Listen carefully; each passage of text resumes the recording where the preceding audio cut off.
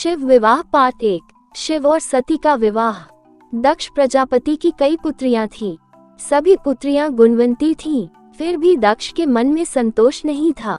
वे चाहते थे उनके घर में एक ऐसी पुत्री का जन्म हो जो सर्वशक्ति संपन्न हो एवं सर्व विजयनी हो, जिसके कारण दक्ष एक ऐसी ही पुत्री के लिए तप करने लगे। तप करते करते अधिक दिन बीत गए तो भगवती आद्या ने प्रकट होकर कहा, मैं तुम्हारे तप से प्रसन्न हूँ।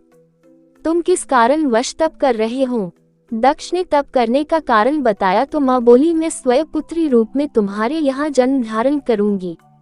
मेरा नाम होगा सती। मैं सती के रूप में जन्म लेकर अपनी लीलाओं का विस्तार करूंगी। फलतः भगवती आद्या ने सती रूप में दक्ष के यहाँ जन्म लिया। सती दक्ष की सभी पुत्रियों में सबसे अलौकिक थी। सती ने बाल्य अवस्था में ही कई ऐसे अलौकिक आश्चर्यचकित करने वाले कार्य कर दिखाए थे जिन्हें देखकर स्वयं दक्ष को भी विस्मयता होती रहती थी। जब सती विवाह योग्य हो गई तो दक्ष को उनके लिए वर की चिंता होने लगी। उन्होंने ब्रह्मा जी से इस विषय में परामर्श किया। ब्रह्मा जी ने कहा, सती आद्या का अवतार है। आद्या आदि शक्ति और शिव आदि पुरुष हैं, अतः सती के विवाह के लिए शिव ही योग्य और उचित वर हैं। दक्ष ने ब्रह्मा जी की बात मानकर सती का विवाह भगवान शिव के साथ कर दिया। सती कैलाश में जाकर भगवान शिव के साथ रहने लगी। भगवान शिव दक्ष के दामाद थे, किंतु एक ऐसी घटना घटित हो गई जिसके कारण दक्ष के हृदय में भगवान शिव के प्रति बैर और विरोध भाव पैदा हो गया।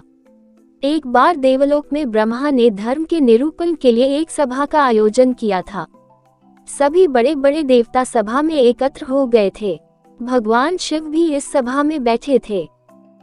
सभा मंडल में दक्ष का आगमन हुआ। दक्ष के आगमन पर सभी देवता उठकर खड़े हो गए, पर भगवान शिव खड़े नहीं हुए। उन्होंने दक्ष को प्रणाम भी नहीं किया। फलतः दक्ष ने अपमान का अनुभव किया। केवल यही नहीं, उनके हृदय में भगवान शिव के प्रति ईर्ष्या की आग जल उठी। वे उनसे बदला लेने के लिए समय और अवसर की प्रतीक्षा करने लगे। एक बार सती और शिव कैलाश पर्वत पर बैठे हुए परस्पर वार्तालाप कर रहे थे। उसी समय आकाश मार्ग से कई विमान कनखल की ओर जाते हुए दिखाई पड़े। सती ने उन विमानों को देखकर भगवान शिव से पूछा, प्रभु, ये सभी विमान किसके हैं और कहाँ जा रहे हैं? भगवान शक्र ने उत्तर दिया, आपके पिता ने बहुत बड़े यज्ञ का आयोजन किया है। समस्त देवता और देवांगनाएं इन विमानों में बैठकर उसी यज्ञ में सम्मिलित होने के लिए जा रहे हैं। इस पर सती ने दूसरा प्रश्न किया, क्या मेरे पिता ने आपको यज्ञ में सम्मिलित होने के लिए नहीं बुलाया? भगवान शंकर ने उत्तर दिया, आपके पिता मुझसे बैर रखते हैं, फिर वे मुझे क्यों बुलाने लगे? सती मन ही मन सोचने लगी, फिर बोली, यज्ञ के इस अवसर पर अवश्य मेरी सभी बहनें आएंगी। उनसे मिले हुए बहुत दिन हो गए। यदि आपकी अनुमति हो तो मैं भी अपने पिता के घर जाना चाहती हूँ। यज्ञ में सम्मिलित हो लूंगी और बहनों से भी मिलने का सुअवसर मिलेगा। भगवान शिव ने उत्तर दिया, इस समय वहां जाना उचित नहीं होगा। आपके पिता मुझसे जलते हैं, हो सकता है वे आपका भी अपमान करें। बिना बुलाए किसी के घर जाना उचित नहीं होता है। इस पर सती ने प्रश्न किया, ऐसा क्यों? भगवान शिव ने उत्तर दिया, विवाहिता लड़की को बिना बुलाए पिता के घर नहीं जाना चाहिए, क्योंकि विवाह हो जाने पर लड़की अपने पति की हो जाती है। पिता के घर से उसका संबंध टूट जाता है। लेकिन सती पीहर जाने के लिए हठ करती रही, अपनी बात बार बार दोहराती रही।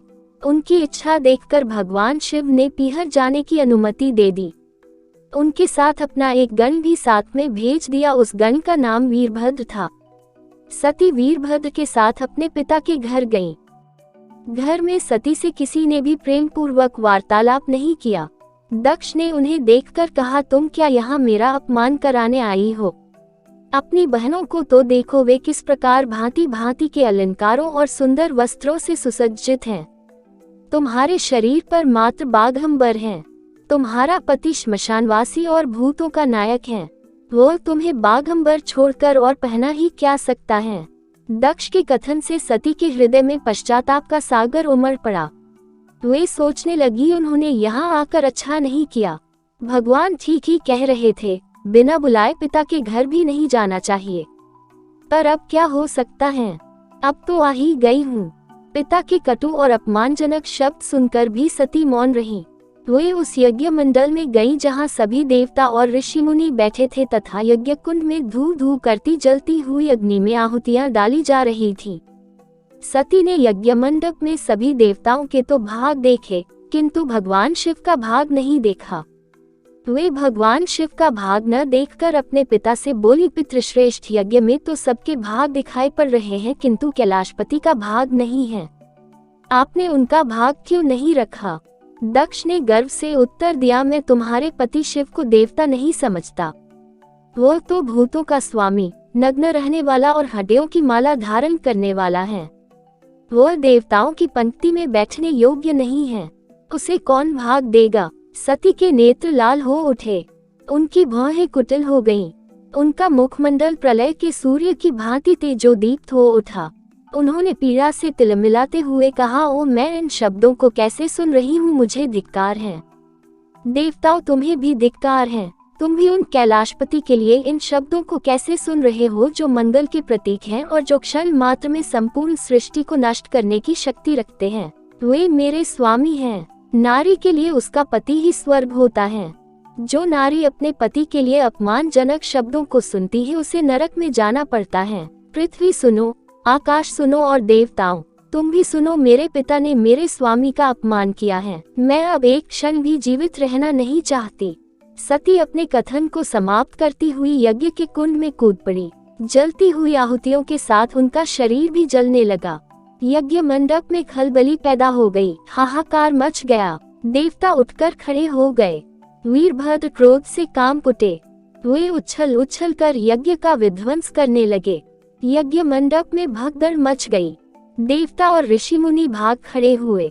वीरभद्र ने देखते ही देखते दक्ष का मस्तक काटकर फेंक दिया। समाचार भगवान शिव के कानों में भी पड़ा। वे प्रचंड आंधी की भांति कनखल जा पहुँचे। सती के जले हुए शरीर को देखकर भगवान शिव अपने आप को भूल गए। सती के प्रेम और उनकी भक्ति ने शंकर के मन को व्याकुल कर दिया। उन शंकर के मन को व्याकुल कर दिया जिन्होंने काम पर भी विजय प्राप्त की थी और जो सारी सृष्टि को नष्ट करने की क्षमता रखते थे। वे सती के प्रेम में खो गए, बेसुध हो गए। भगवान शिव ने उन्मत्त की भांति सती के जले हुए शरीर को कंधे पर रख लिया। वे सभी दिशाओं में भ्रमण करने लगे। शिव और सती के इस अलौकिक प्रेम को देखकर पृथ्वी रुक गई, हवा रुक गई, जल का प्रवाह ठहर गया और रुक गई देवताओं की सांसें। सृष्टि व्याकुल हो उठी। सृष्टि के प्राणी पुकारने लगे, त्राहिमाम त्राहिमाम। भयानक संकट उपस्थित देखकर सृष्टि के पालक भगवान विष्णु आगे बढ़े। वे भगवान शिव की बेसुधी में अपने चक्र से सती के एक एक अंग को काट काट कर गिराने लगे।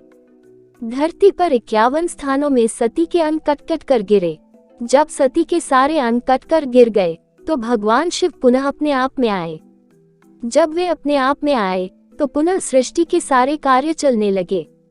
धरती पर जिन 51 स्थानों में सती के अंग कट कट कर गिरे थे वे ही स्थान आज शक्तिपीठ स्थान माने जाते हैं। आज भी उन स्थानों में सती का पूजन होता है, उपासना होती है। दोस्तों, जो भी इस पवित्र अमर कथा को पढ़ेगा व सुनेगा उसके समस्त दुख दूर होंगे और खुशहाली होगी। दोस्तों, आपको यह शिक्षाप्रद कहानी कैसी लगी?